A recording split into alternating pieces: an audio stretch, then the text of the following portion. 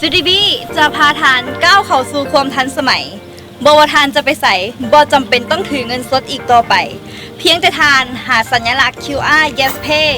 และ EDC JDB มื้อนี้จะพาทานไปสัมผัสกับความสะดวกสบายทั้ง 3 สถานที่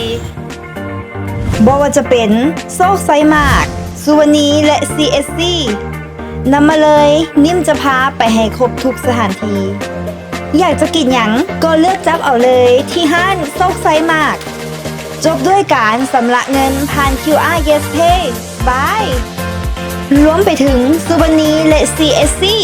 ก็ยังสามารถรับสำระแทนเงินสดได้ผ่าน QR Yes Pay และ EDC JDB ได้เส้นเดียวกันสะดวกสบายแบบนี้ไผๆก็อยากนำไส้